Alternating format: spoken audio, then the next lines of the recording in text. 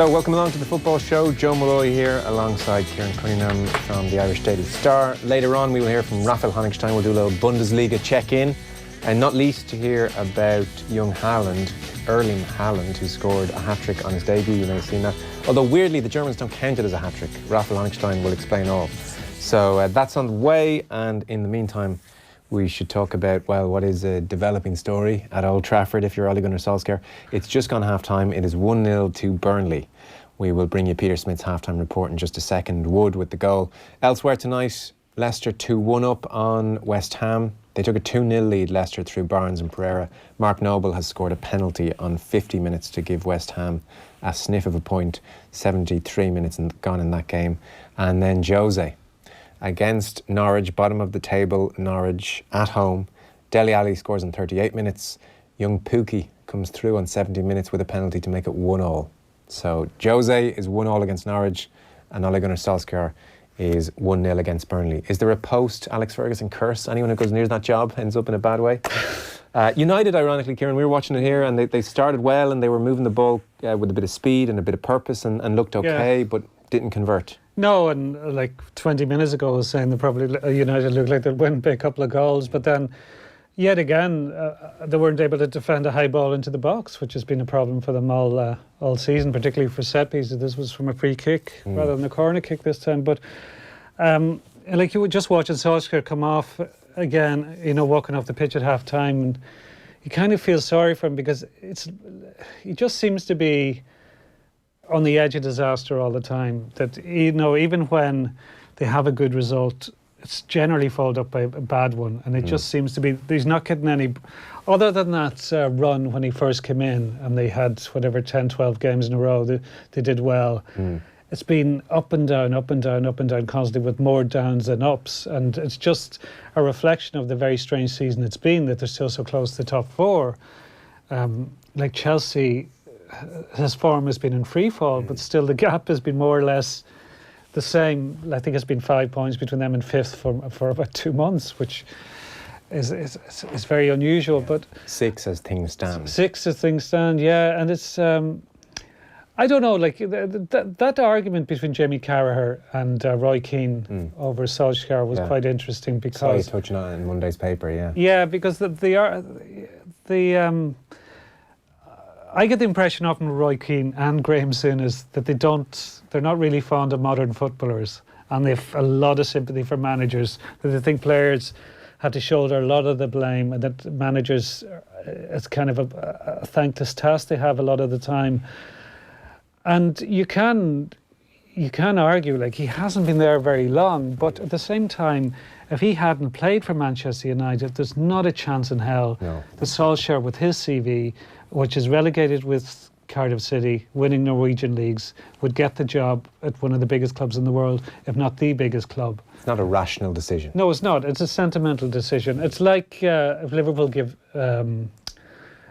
If Jurgen Klopp's successor at Liverpool is Steven Gerrard, it won't be a rational decision. Even if he wins a couple of SPLs. Scottish titles with Rangers, it's still not enough to prove you can manage Liverpool. Like Jurgen Klopp had won 2 Bundesligas, he'd gone to a Champions League final with Borussia Dortmund. So if Gerrard won a few Scottish titles, or even if he just kept going as he was, you would still maybe say there's more of an argument for him getting the Liverpool job than Solskjaer. That's how low Solskjaer's career was hanging on.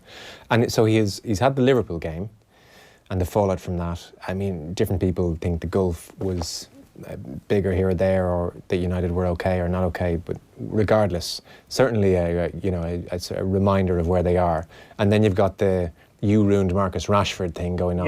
Ian Wright on BBC saying he's put himself ahead of Rashford, and he's mistreated Rashford, and he has to defend that. And then you've Mino Raiola today, we'll play it later on, saying like Pogba. I mean, United need to get their house in order if Pogba's going to stay, really. Yeah. And now you're 1-0 down at halftime to Burnley. You're definitely having a moment as you walk down the tunnel just now going, this is not good. No, absolutely. And I read an interesting stat earlier that if you look at what you'd regard as United's strongest first 11 and compared to the other strongest first 11 of the top 6 clubs, like Liverpool more or less, he will play his strongest team. He plays them very regularly, Jurgen Klopp. He might change one body in midfield, but the back five is virtually all the same. The front three is always the same. And Henderson's generally in. Yeah, and so that's 9. Yeah, there are very few injuries. Well, they've had injuries, like they've had quite a lot of injuries, but not to the main men. But United now have only had their first 11 for 22% of the games, and the average with the other top 6 clubs is 66, and that does raise questions about United behind the scenes with their medical team and their training and everything else, because that seems it's so out of kilter that you would have to think something is unusual. Well, I thought that's an interesting point, because I was listening, I can't quite remember who, but I was listening to a podcast last week, and they were making the point that when Van Gaal arrived at the club, he certainly let it be known to people that he was quite surprised at how backward the Manchester United medical department had been allowed go, because obviously Carrington is state-of-the-art by all accounts, and I mean Ferguson would certainly almost have it be said that, well, we put great stock on scouting, which certainly aged and dated the scouting system, like his brother Martin being scout for a long time, but also the medical department. But Van Gaal actually thought it was a bit backward and tried to improve things. Now, to what extent it has been improved under the Glazers, I don't know. Yeah. But the injuries are definitely a factor. Does Solskjaer really know the best 11? Does anyone really know the best 11? They've never got any rhythm. Certainly this season with it, Yeah. So I should mention, Jose Mourinho has stuffed my words down my throat. 2-1 Spurs now. Son with the goal on 79 minutes, so 2-1. What are you making of Mourinho at Spurs these days? Enough said. What do I make of it? I don't think they're going anywhere. Like they're good. They're going to be good enough to be a top 4 team in different seasons. Not every season, I think, because of the competition. This season was an opportunity miss. Yeah, for sure. but you do see Leicester have got stronger, Wolves have got stronger. You have United, you have Chelsea, you have Arsenal. So you have obviously City and Liverpool. So there's a lot of competition to make top 4. He might win a League Cup and an FA Cup some season, but there's no chance of him winning a big prize. No, he's not. And the big prizes are always what energised him. And Tottenham's chance is gone. Like Tottenham had a window. Yeah. Where, when Leicester won it, for example, like that season was a huge opportunity. They blew up towards the end. Yeah, for Tottenham, because where the others were. But you look now how Liverpool have kicked on, where City are now. I can't see how they're ever going to get that kind of opportunity again. And you would expect Arsenal to improve significantly as well. It might take time, but they are. They're so dependent. Like Mourinho's way is a dated way. It's still effective, but it's not. You watch his teams and you watch a Klopp team or a Guardiola team, and it's night and day. It seems like 20th century football now. It hasn't kicked on. Like there's even the lack of pace, and there's just a kind of a lethargy to his methods, and even his act now seems a bit tired. I know. I don't think like the Troy Parrott thing. Like playing him would be completely alien to Mourinho. Like it's never been his way. Like, and people can bring up saying, "Oh, but he played this young player here or there." But he has occasionally, but generally he doesn't trust them. And I would have been astonished that if he had played Parrott regularly. Like now you do look like Damien Delaney. I think you mentioned this after a while. Yeah, like Damien doesn't think it'd be a good idea to go out and loan, but I can't see. He's basically going to be, if he stays at Tottenham, he'd just be playing under 23s for a couple of years, I think. Like he's 18 shortly in a couple of weeks. Like people keep saying 70, but he's very close to 18. It's not unusual for 18-year-olds to be playing now. So. No. Now he did say to me, I thought what he actually said was okay, where he said, look, Troy will get minutes. Yeah. He'll get minutes. He's just not ready to lead the line. And it's kind of hard to argue that an 18-year-old with that kind of pressure. Yeah, I think I absolutely agree with that. And the little glimpses we've seen, he hasn't set the world alight. Like it's only. It's not Michael Owen here. No, I think he is a guy who's going to go places, but you have to give him time. And Tottenham are chasing the top 4, so it is a gamble. Like it's easier to throw him in with 50 minutes to go. after a while. But loan moves are often the making of players, though. Like, Harry Kane. Yeah, absolutely. Yeah. There's been a goal between Leicester and West Ham. Yeah, let's go to Derek Clark. Leicester City 3, West Ham United 1. The Foxes score from the penalty spot from Ayoze Perez. He sends Darren Randolph the wrong way. The penalty was initially given, but Ian Asher was upended by Ogbonna. West Ham wanted to go to the VAR call. The referee, David Coote, said no, and up stepped Perez to send Randolph the wrong way and make it Leicester City 3, West Ham 1. There we go. So 3-1 Leicester, Spurs still 2-1 up in Norwich, and Manchester United 0, Burnley 1 is the half-time scoreline if you're just joining us. Harry Maguire let Wood just come across him and he hooked a ball into the top corner. Let's go to Rafael Honigstein, standing by from The Athletic. Hi, Rafael. Hi guys, how are you? Very well, thanks for joining us. So we're going to talk a little bit about the Bundesliga, where Leipzig are 4 points clear of Bayern, and we certainly want to get your thoughts and early impressions of Erling Haaland. But first, I know you were at Chelsea and Arsenal last night. Where are these two? I mean, they are where they are on the table. I mean, Arsenal are a team in transition, a club in transition. Chelsea slightly more together, working from a higher base, but with a manager who is a bit inexperienced and was having a hard time hiding his frustrations. I was feeling that I might detect this very good player syndrome that sometimes managers get, where they're a little bit upset and unhappy that the players that they're working with now are perhaps not quite the same quality that they themselves were as players, or they themselves had around them at the time when they were playing. And I don't think that Lampard was slamming them to throw them under a bus and to really get rid of them, but he just couldn't help himself but being very disappointed with some of the stuff he saw there. Arteta was the other way around, bigging up all the positives, working with what is not a very useful or complete side, but trying to improve them, trying to make everyone a little bit better, a little bit more confident. And he took that result as a sign of going in the right direction. For Chelsea was the other way around. And Rafa, was it Lampard's body language on the touchline, or was it something he said at full time in the press conference? It was at the press conference. The way he phrased things, he said, for example, he was really disappointed to see the right back rolling a goal in with no one challenging. He said, when you can do as much as you want in practice, but then when people don't do what they're supposed to do, when they defend corners, it's really difficult, or when they do something different to the stuff that we told them to do. So it was quite damning. But again, I don't think he was trying to necessarily, destroy these players. I think at that moment he just couldn't really hide his real anger and his real frustration. Of course, the buck stops with the manager, and you have to point fingers at him and say, why isn't he doing better? But I think he really felt at that moment that, I'm working with players who are not quite as good as I was, or as good as the players were when I was playing, and this is frustrating me. What about Arteta's Arsenal then, as he begins to get his feet under the table? Is there any real discernible change or imprint? Like if I flicked on and didn't know that Unai Emery had been replaced, would I think something was up? To an extent. I think you see a slightly different body language. I think players look happier. I think they are more in tune of what the coach is trying to do. With Emery, confusion reigned towards the end of his period there. People just didn't understand him. Literally, they didn't know what it was he wanted them to do, and as a result, they ran around, and it was all pretty chaotic, combined with a pretty low ceiling for some of them. Now that still is the problem. You're still not going to get very far, I think, with the centre-back pairing of Mustafi and David Luiz.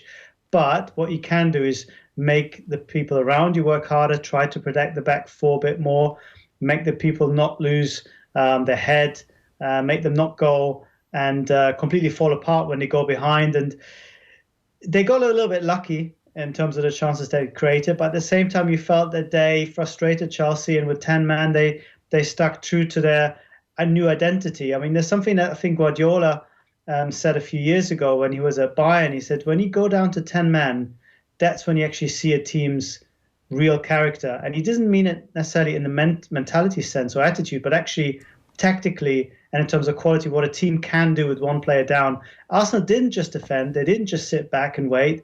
They tried to play football. They tried to keep the ball. And I think that was at least from Arteta's point of view, from his vantage point, taking over this completely demoralised side, a sign that things are slowly but surely moving in the right direction.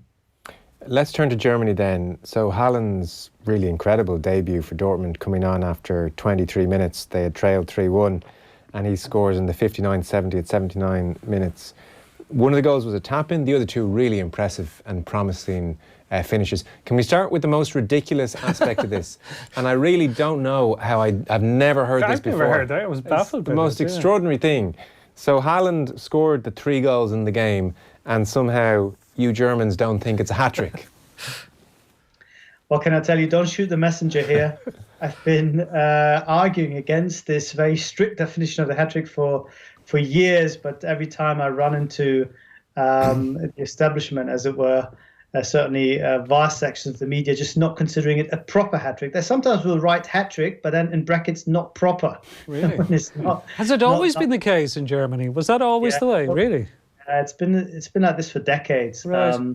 They expect somebody to score in a single half and with no one interrupting those 3 goals. Yeah. And unless you do that, there's always someone who's casting aspersion on your version of the hat-trick. So I think I get a sense that maybe attitudes are softening somewhat, but we're still not at the stage where hat-trick is just a hat-trick. We still, for whatever reason, like to distinguish between proper and improper ones. And do you get the match ball for a hat-trick in Germany? Well, I mean, there are many match balls these days. Yeah, and if a player wants to grab one, I don't think anyone's going up to him and said, this is not a proper hat-trick. Haaland certainly did not care, and probably did not know either. So he was very happy with a match ball, and I don't think that anyone from the Bundesliga would try to get that ball back from him. And what's the strongest argument someone makes when it's pointed out that a football match lasts 90 minutes? Meaning? Why 45? You only have 45 to score a hat-trick. Why don't you get the length of a game? I don't know. I can't tell you where this comes from. I mean, people don't know exactly where hat-trick comes from either, right? I mean, there's theories what it actually means and where it comes from, but it's somehow become a convention. I couldn't tell you why. I've tried, as I said, for decades now to convince people. It's been your life's work, Rafa. Well, I have to. One of my life's works is to convince Germans that the club is not called Arsenal London, because they're convinced that's what they're called. I'm still trying. With the hat-trick, I'm thinking I'm making some inroads, but still not enough as I'd like to be. It would never have occurred to me to ask, do they have a different perception of a hat-trick? So are there any other quirks in German football that would astonish us? I'm not sure. I mean, for me, it's probably I can't see the wood for the trees. It's also part of my intrinsic footballing upbringing. No, I have to think about it. I mean, what we do, what we used to do. I mean, if you were English, I'd say one of the quirks is that we win stuff, but it doesn't quite have the same resonance if I say it to you. You're just picking on. I mean, with England, it's kind of funny. You're just picking on us. We're exactly. doing I wouldn't our best. want to do that. No. So Haaland's hat-trick dispute aside, he came on 19 years of age and scored the hat-trick or didn't, but scored the 3 goals certainly. Has scored, 8 goals in 6 Champions League games as well. This guy really does look like the real deal, Rafa. I mean, I know you made the point in your piece in The Athletic that the last player to score a debut on his hat-trick for Dortmund was Aubameyang, who really, is an excellent player. But it looks even like Haaland will scale greater heights.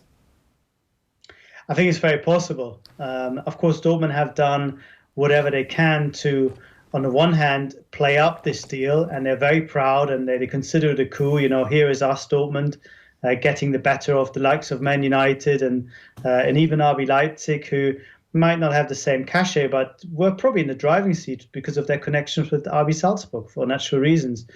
At the same time, they want to underplay the importance and the expectations that might arise from this deal.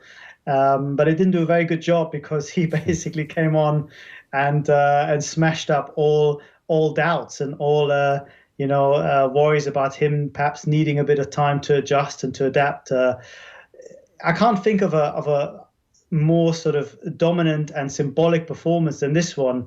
19-year-old kid, first game in the league, first game as a substitute, coming on later on, and also turning the game around. I mean, it's one thing to score a hat-trick like Aubameyang did when they destroyed Augsburg in August 2013, a Dortmund team that were the runners-up in the Champions League at the height of their powers, you might say.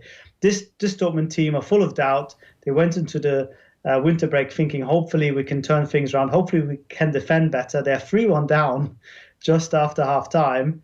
And this guy smashes up the results, smashes up the narrative in a way. And now Dortmund are 5-3 winners. I'm thinking maybe we can win the league after all because we've got Erling Haaland. So in terms of the impact, in terms of his own sort of personal statement, it was an unbelievable debut. Rafa, what do you mean by a symbolic impact? Is it that straight away he's announcing this is a new Dortmund? Well, ideally, yes. But what I mean is the discussion after a defeat at Augsburg would have all been about Favre's inability to defend. And I think it might have come very close to the point where Dortmund, even though they don't have a replacement, would have said, you know what, we cannot go on like this. I mean, this is a team that got 30 points in the first half of the season with this squad. If they were to double that, go to 60, not only will that not be enough to win the title, which was their stated ambition, but it probably won't be enough to make the Champions League, which would be an absolute disaster for Dortmund. So he changed the dynamic of their season, at least of this spell in the season, by turning the game around, changed the dynamic about how Favre is being seen, at least for the time being. But of course, also for himself. I mean, Dortmund were, so proud of having this kid. It's a sort of bittersweet deal because they know he's probably not going to stay around forever. He does have a release clause kicking in a couple of years' time. Mino Raiola is who he is. You have to go to bed with the devil. Somebody said to me, this is the kind of things you have to do if you want Erling Haaland to play for you, at least if it's for 2 or 3 years. So for him to have all these things sort of in the background and still come up with such a devastating performance was just was out of the ordinary, and not just a debut, not just a normal sort of amazing way to announce yourself in the league. I saw Marco Reus was saying really it's the best thing we've seen since Lewandowski, so I'm sure someone is rushing over to tell him never to say this again out loud. keep play it cool for a minute. Slightly misquoted. He said we haven't seen this type of player since Lewandowski. So I think the point he was trying to make was more of a tactical one. And this is another thing I could have mentioned, that there is this big debate about Favre not really playing centre forwards. They tried to buy a centre forward, and in brackets basically Favre said to them, you can, but I don't really want to play him. So there is this struggle within the club as well, who they feel we need an Erling Haaland. And maybe Favre 6 months ago felt, you know what, I'm happy with my little number 9s and with Paco Alcácer, a different type of striker. And again, what's different, I think, is if you allow me that pun, sometimes or often managers try to develop players. He might be the first player to develop a manager. At least that's what the club are hoping, that Favre will become more direct, that Dortmund will be a bit more vertical, and the way he has played, I think it's going to be very hard for Favre to leave him out. He may well have forced the issue right from the off. And just one other point, I take your point about their style of play, but did a move to Dortmund to you make sense? Obviously Haaland has a whole football network to call on and to advise him. It's certainly, without knowing that about the style of play, I must confess, but certainly on the face of it, going to a club like Dortmund, high profile, admittedly present struggles aside, often in the Champions League, where he'll get first team football more than likely. I thought, well, what a shrewd move for a 19-year-old, and he'll be on his way, age 22, somewhere big. Is that the general perception? I think so. I mean, what they could offer, what no one else could at that moment, was to say, you're going to be our leading striker. Leipzig's deal was, you have Nagelsmann, one of the best coaches. You have a team that can win the league this year, that can go far in the Champions League as well. But you will play next to Timo Werner, which is not bad, of course, and you score lots of goals that way. But at Dortmund, the need was more pressing. I think he'll get more support. But I think what really got him, this is what I heard from people close to him in Norway, even though it sounds, you can be a little bit cynical and you may be thinking this is just a story, but apparently the emotional pull of playing in front of those 80,000, playing for the first time in his life for a proper football club with real resonance and emotions, probably more so than Leipzig, I think it's fair to say. I think that might might have just made the difference. And Favre, might not have been a selling point. It might have actually been a case where they've said to him, you know what, Favre might not be around for that much longer, but you will be our leading striker for years to come. And we've got everybody else, Royce, Sancho, all these guys playing for you. And I think it was enough for him to see that this is not a bad move. Okay. Before you go, the Bundesliga generally, as you said, Leipzig have a chance to win the league. They're on 40 points after 18 matches. Bayern are on 36 points after 18 matches. So 4 points, obviously, far from an insurmountable lead. What are we looking at here for the closing months? Well, I mean, Bayern have been weak, and when Bayern are weak historically, then the league opens up. This year it seems more open than before because you still can't quite rule out Dortmund, and even Schalke and Gladbach are doing fairly well. But it's a case, I think, of Leipzig and Bayern ultimately. They seem to have a little bit more stability. They defend better than anyone else. They score more goals than anyone else. And they have this quite remarkable depth in their squads. I mean, Leipzig... you look around how they dealt with the Champions League. They have real quality throughout the team. They can leave out the likes of Upamecano, one of the best up and coming young centre backs, and it hardly registers because they've got Mukiele and Orban and all these other kids, and it doesn't seem to matter so much. So Bayern and Leipzig, I think, will go possibly all the way, but it still leaves it open for one or two of the other guys to come in, and it is easily the most exciting league. And what just to conclude, what I think what is exciting this year especially is that after the departure of Klopp and Tuchel, you, for the first time in 3 or 4 years, you have the sense again that this has some outstanding managers in Marco Rose, in David Wagner, in Julian Nagelsmann, maybe Hansi Flick one day. It's too early to say, but guys that are beginning to become proper superstar coaches, maybe in 3 or 4 years down the line. And then the Bundesliga now, and the influence is being felt in a very positive way. Yeah, it certainly seems to be a hotbed for brilliant emerging managerial talent. Apologies if during your answer there you heard some intake of breath here and some puffing of cheeks, because Jay Rodriguez has just scored one of the greatest goals Jay Rodriguez will ever score for Burnley against Manchester United to go 2-0 up. So we were trying to digest that, underside of the crossbar, brilliant goal, and the camera obviously cut into Ole Gunnar Solskjaer. So that's what was going on there, Rafa, during your answer. Okay. Listen, thanks so much for joining us. Keep up the good work with the Athletic. Thanks, Rafa. Have a nice evening. Bye. Cheers. Rafa Honigstein there, whose work you can read in The Athletic. Whose work can't you read in The Athletic? Yeah. I eventually got around to subscribing over Christmas because they had yet another very good offer, and I thought, and there's loads of great stuff. Like, it doesn't do match reports and all that, but that doesn't bother me because you get that stuff everywhere, but it does really good in-depth stuff. It does, in fairness. I think I got an offer for the year for €25. Yeah, it was something like that. It was nothing. I was just thinking it probably works out. Let's hear about the goal at Old Trafford. Peter Smith. Manchester United 0, Burnley 2, and an absolute wonder goal from Jay Rodriguez, who played a 1-2 just on the left side of the United area and then sent a rising left-footed shot crashing in off the underside of the crossbar. Manchester United 0, Burnley 2. Dear, oh dear. Ridiculous strike. We'll take a short ad break and then we'll give you full times in just a moment from the other games. Football on Off the Ball with Paddy Power, the greatest football partnership since Shearer and Owen. News Talk, the voice of the voter. Why I'm voting? Because it's our future. Because of climate change. Because of the homeless crisis. Because it's our chance to have our say. News Talk and spunout.ie remind you to use your vote on February 8th. Election 2020. It's in your hands. #Why I'm voting.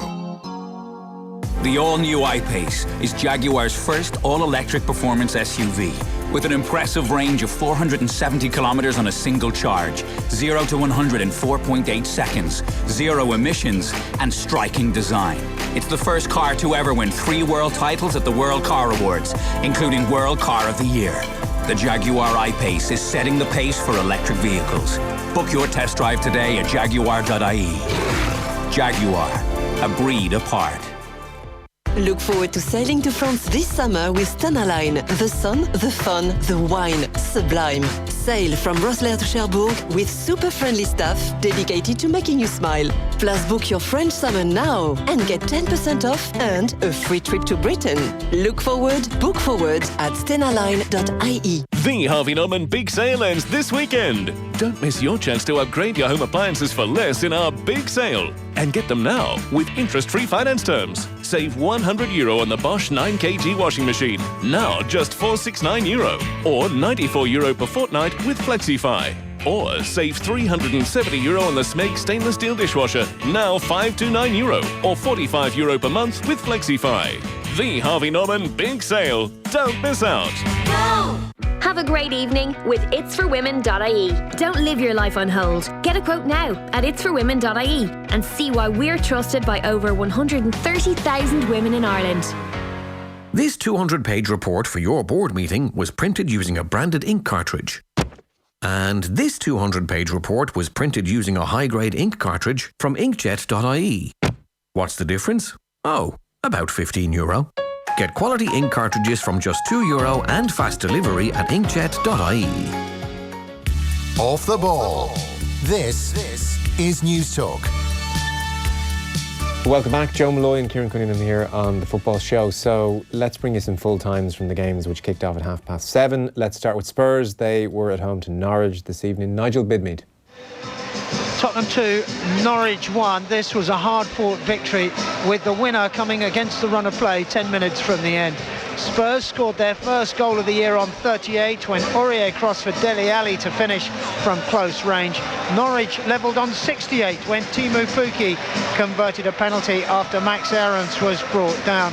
Then, just as the crowd were getting frustrated, Son, on the line, headed home a deflected Alli cross. Spurs 2, Norwich 1. That leaves Spurs level on points with Manchester United, although United do have a game in hand. Meanwhile, Norwich are bottom of the table, 6 points adrift even of second from bottom, so they are probably done, you would have to say, this season. Meanwhile, the other game this evening, Leicester against West Ham. Derek Clark was there. Full-time Leicester City 4, West Ham United 1. The Foxes get back to winning ways. Harvey Barnes and Ricardo gave them a deserved 2-goal cushion at the break at the expense of injuries to Nampalys Mendy and Jamie Vardy. Mark Noble reduced the deficit from the penalty spots before the home side restored their 2-goal advantage with a penalty of their own on 81 minutes. Jose Perez sending Darren Randolph the wrong way. Perez added his second late on to cap a fine evening for Brendan Rodgers' men. It's finished Leicester City 4, West Ham 1. There we are. And the other game finished... Oh, well, the other game is the United game. So let's check in with Peter Smith at Old Trafford. 63 minutes on the clock. Manchester United 0, Burnley 2, and the frustration for United continues as they struggle to make any impression against a resolute Burnley defence, with the away team doubling their tally with a J. Rodriguez wonder goal as the Burnley striker played a neat 1-2 on the left of the box before sending a stunning left-footed shot crashing in off the underside of the crossbar. This the third consecutive time that Burnley have gone 2 up at Old Trafford, but they haven't won one yet. Manchester United 0, Burnley 2. Right, that's some stat.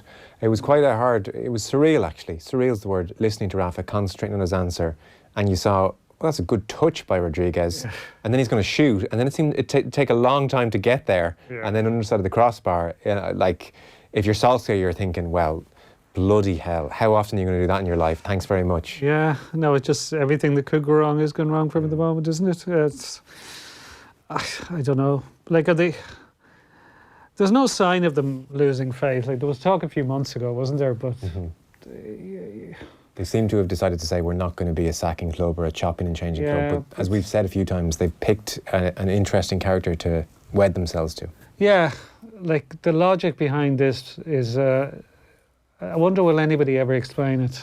You know, what the thinking was. Like, it was an interim appointment. It made some kind of sense, but they read too much into 2 months. Think of Rio and BT waving the paper saying, sign him up. I know, yeah. Gary Neville kissing him, or more like kissing him, hugging him after the PSG win. I think the joke was, how much do you want? Where do you want your statue? Yeah. This was everybody who was anybody. And maybe that's why some of these pundits are a bit sheepish now to turn. Yeah. Was saying he has to get the job. Sign him up. Robbie Savage recorded a video of him at home on his rowing machine, screaming at the phone to say sign Solskjaer up. Because, like, when you look at, like, when Klopp came in, it didn't work instantly. No. Because it took time, because he came into a poor situation. But Klopp had a track record that you thought he probably would be able to turn it around. Yes. Which is, I know what happens in Spain. Like, you will look at Barcelona and Real Madrid have had managers with very little experience, and they don't last very long sometimes, you know. Sometimes it works out like Guardiola or Zidane. But with United, there's different kinds of pressures there. I think there's... you need to be on it from the start, and you know, there's no, you don't get a honeymoon really.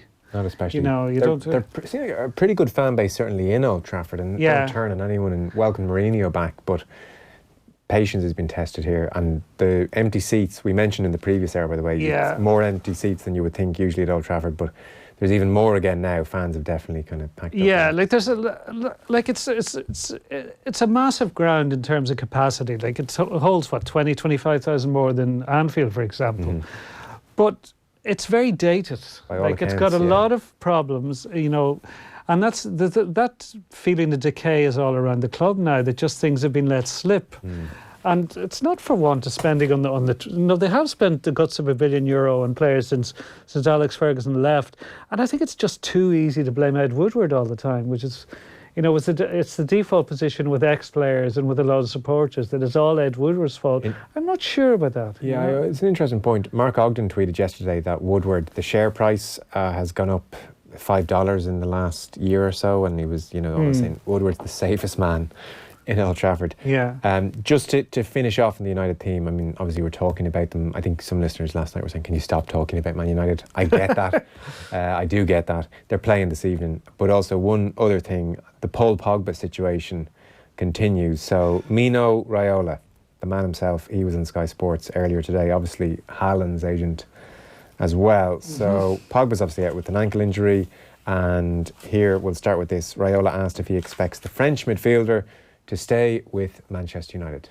I expect my players to be happy, and I expect the clubs to be happy. That's my work. So I don't want to walk in front of what will be happening in the summer. For now, he needs to be getting fit, and then it's my job to try to get both parties, if possible, happy. If one of those parties is not happy, then there are other ways to resolve that. But that's not today the way to talk or to do or to speculate. Is he happy? Can you see him stay? Because you're not saying for sure whether or not he is going to stay or go. I don't say anything for sure. There's only one thing sure in life, and there's one day you die. But today he's not happy because he's not playing. He's not recovering. So Paul, if he doesn't play, is not happy. But I saw him also go back to Manchester United when people didn't think he would have gone back to Manchester United. People tend to forget that. People tend to, let's say, imagine that Manchester United was the only club that he could sign for. It was not the case, eh? He chose Manchester United. Maybe Ferguson didn't like that, but he chose Manchester United. So now, apart from joking, he's happy, and everybody knows that the ambition from both parts is not being met the last years. Let's be honest, let's talk about the elephant in the room. So we need to see in the summer if Paul is still in the plans of Manchester United and if Manchester United is still in the plans of Paul. But I'm not going to speculate around it now. Do you want to sit down and talk about a new contract? My job is to listen.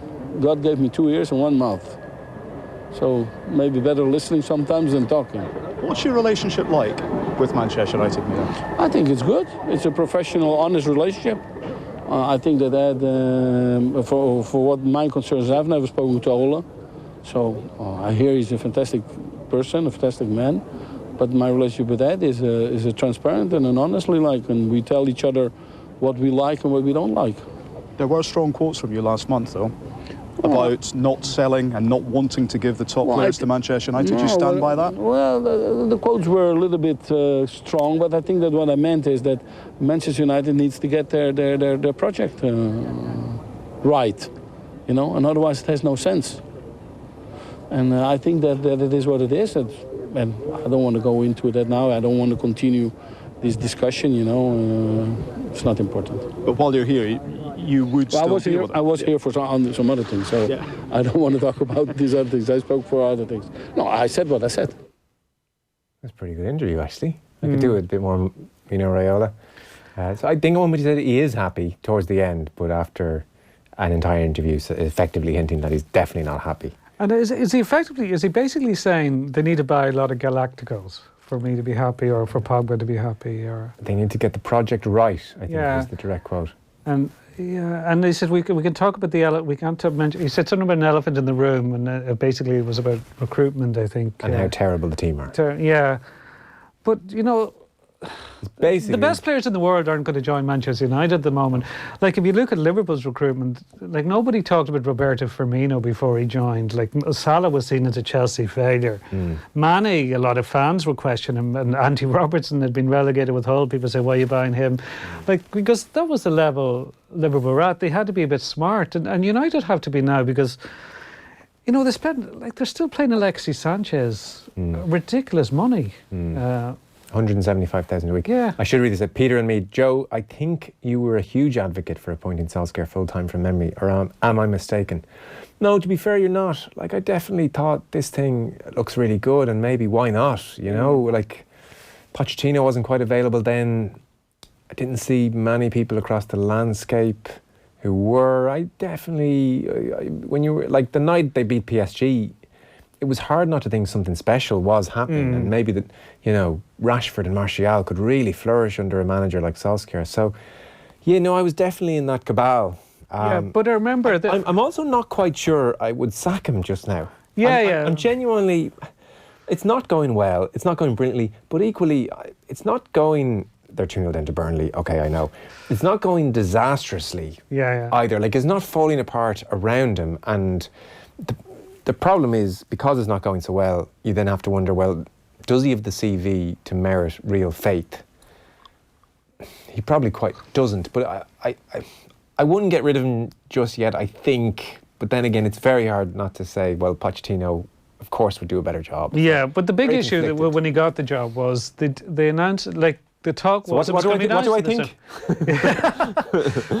Peter and me, I don't know what I just said there, but I did at the time. I saw the romanticism / merit at the time, and I'm definitely worried, but I don't know if I'd pull the trigger just yet. But they jumped the gun. That was the thing. Remember, they announced it with, what was there, 8 to 10 games to go, and why not just sign him up? Yeah, now why not just wait till the summer and see, as the initial attention was? But they got carried away, and then we all did, Kieran. Yeah, I didn't. Did you when you heard the news? Did you think bad idea? I've thought it all along. Yeah, I just think you need more to manage a team of a club of that stature. You need more of a CV. It seemed to me, they'd gone down the road of CV. Moyes, Van Gaal, Mourinho. Maybe there was a certain. But they had a chance. You know, like Klopp. They spoke to Klopp before. And Guardiola. They missed the boat in the two of them. So that was a big mistake. Just to get off the Man United thing. So they're still 2-0 down at home to Burnley. 74 minutes on the clock. We mentioned Troy Parrott at the outset, and we had Mourinho talking about him yesterday, saying, look, he's not ready to lead the line. He might get minutes, but he ain't leading the line. So Damien Delaney was with the lads on OTBAM this morning. He was talking about Parrott, and interestingly, Delaney thinks a loan move would not be beneficial for Parrott, and says his manager should know best. He sees him every day in training, you know, Jose does. So he knows that he's not quite at the level that's required yet, and I think everyone should accept that, you know. And then I know people are going to jump on the whole Jose doesn't do youth team players and doesn't promote youth and stuff like that, but he's 17. You know, if he was 19, 20, 21, I might have some sympathy for him, but he's 17. He's going to learn so much from being in and around that Tottenham first team changing room, training every day with them, to see the standards that are required every day in training. He's going to learn so much, and I know a lot of people are saying he should go on loan, but not yet. He's only 17. You know, if you chuck him out on loan, you could ruin him, especially into the Championship. Maybe if he went abroad to Holland or somewhere where the football might be a touch slower and less physical, but I definitely won't be sending him into the Championship at 17 because you could ruin him. Yeah, and I wonder is kind of part of this as well, Damien, the fact that he's a centre forward. It's kind of similar to the fact that, say, if he was a central midfielder or a central defender as well, he'd be equally susceptible to being ruined if he went out on loan. That he doesn't, like, say if he makes an error in a game or if he misses a chance, it's going to be very noticeable. Whereas if he was a fullback, if he was a winger, if he played a little bit more on the periphery positionally, he could almost make mistakes at senior level, get away with it, and then learn. If he makes a mistake as a centre forward, everybody's going to know his name for the wrong reasons almost. I wonder, is that part of it? Yeah, of course, and I think if he could damage his confidence an awful lot if you sent him out on loan, because he's a young guy finding his feet and finding his way, and it's very, very difficult when you go out on loan. All of a sudden, you got grown men, really, really battle-hardened centre backs and centre midfield players could start knocking him around a little bit. And then he misses a couple of chances. And then obviously the eyes of the Irish media are going to be on him if he did go out on loan, and that pressure might be too much to put on Tottenham, because if the loan spell didn't go well, then a lot of people will be like, oh, there it was again, all overhyping Troy Parrott, he's not as good as what he is. Let him develop, because even Pochettino, before he left, he said it's going to be minimum 2 years before he gets in that in my Tottenham team. So Pochettino said that, so it's not just Jose Mourinho. Let him develop, let him train, let him get on with his career. And when he turns 19, 20, like Tananga, the right back, who Jose said, is a huge gap. There's 3 years between them, 2 years. I know Troy turns 18 very soon, but there's 2 years between them. But 2 years at that age group is huge. I think it's very sensible, very fair. And interestingly, Jack Byrne today was speaking at the Spar FAI Primary School 5's programme, and they grew up in the same part of Dublin. They made their first start for their country in a recent friendly, obviously, against New Zealand. So they know each other, and Byrne was saying today, I've talked to him about the situation. Obviously, I can't say exactly what we spoke about, but he's really happy at Spurs. He loves it. He's training with the best players. He's training with one of the best coaches in the world. I probably speak to him every few days, to be honest, not necessarily about football. He has the ability, very confident. I know he's happy. I know he's enjoying himself. So with time, he'll grow into the player that he's meant to be. Everybody finds that level eventually. So that's probably as close to a Troy Parrott kind of statement as we'll get. So that seems all fair enough. And it's not like he's kind of kicked off that Mourinho had that chat with him. By the way, Klopp was talking today, just to round off the news of the day. There was talk of Sevilla and Roma sniffing around Shaqiri, who really doesn't play very much, God love him. He comes on. He's been injured quite a lot of the season, in fairness. Fair enough. Yeah. So, Klopp was asked, are you getting rid of anyone? Whatever about signing this January, offloading anybody? And his answer was, majority of December and January, we had a bench full of kids. Yeah. Wonderful kids. But kids, so how could we think about giving a player to anybody? I don't understand that. Not about Shaq, it's about everybody. So absolutely nobody leaving Liverpool in January was about the height of the news there. Still 2-0, Burnley away to Manchester United are up 2-0, 78 minutes on the clock. Final thoughts from myself and Kieran in just 1 second. Off the ball on News Talk. Daddy, get up! We're going to the park, remember? Daddy isn't feeling very well. Mommy isn't either. Not again. Why don't you go watch some cartoons? We'll be down in a minute. Okay. God, it was great crack, but it's so not worth it. Yeah, definitely drinking less next time. Alcohol can affect your mood and your energy levels. Drink less and you'll have more time to spend with those you love. Find out more at askaboutalcohol.ie. From the HSE. Introducing the all-new Renault Capture. Whether you're hitting town or the open road, popping a mountain bike on the back or a buggy in the boot, it's the car for all your lives. And with savings of €3,500 guaranteed with Renault Carbon Rewards, you're rewarded for choosing a cleaner car. Visit your local Renault dealer today. Renault, voted Manufacturer of the Year by Top Gear. Finance is made under a hire purchase agreement. Terms and conditions apply. Deposit required subject to lending criteria. See Renault.ie. With CAO on your mind, you're curious to find out what you can become. UCD is Ireland's #1 university for graduate employability. Our students are curious about the world around them, constantly challenging themselves to think bigger, go further, learn more. Because when we open our minds and let loose our imaginations, the scope of what we can achieve is limitless. Find your degree at ucd.ie/CAO. UCD. Think bigger. It's hard to break a habit of putting businesses into boxes. They are safe hands or visionaries, numerate or creative, analog or digital. At PwC, we think beyond the expected. Perspective is everything. In an era of continual change, businesses with vision look for partners who can drive transformation. Problem solvers who share an ambition to shape the future, not simply follow it. PwC. Think beyond. Wondering if alcohol is affecting your health, weight, or wallet? Find out using the drinks calculator at askaboutalcohol.ie from the HSE. Off the ball. This is News Talk. Welcome back. So let's check in at Manchester United. 10 minutes to go. We'll be off air by the time this concludes. So for all our Man United are in crisis talk, there is every chance they'll win this 3-2 and it'll be celebrations into the night. But Peter Smith is there with 10 minutes to go. Manchester United 0, Burnley 2. 1962 was the last time Burnley won at this venue. Ole Gunnar Solskjaer has made 3 second-half substitutions, but still United can't make any real headway.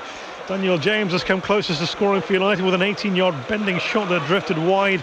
A one-matter free kick went over the bar. Martial tested Pope. But goals from Chris Wood and J. Rodriguez have Burnley on the verge of that first win here in 58 years. Manchester United 0, Burnley 2. There we are. So it's either going to be an amazing night for Manchester United or it will stay as they are. Luke Shaw came on, by the way. Jesse Lingard came on. And that was the cavalry at that stage, so 81 minutes on the clock. OTBAM, our daily sports breakfast show, back tomorrow at 7:30 as usual. You can get it all on our social channels. Listen to OTB Sports Radio as well via the Go Loud app. Kieran Donaghy is going to be in studio. He'll probably be talking about the mark. Kieran, I know you mentioned that at the start of the show, so I'm sure Donaghy will have a few thoughts on the mark. Kerry's Tommy Welch on the show as well, and the lads had booked Andy Mitten to talk to even ahead of the game tonight, so they are most certainly talking to Andy Mitten tomorrow, I would think. Tomorrow night we are back at 7. We're going to have Kilkenny Camogie legend and now manager of the Ballyraggett men's team and Downey on with Nathan.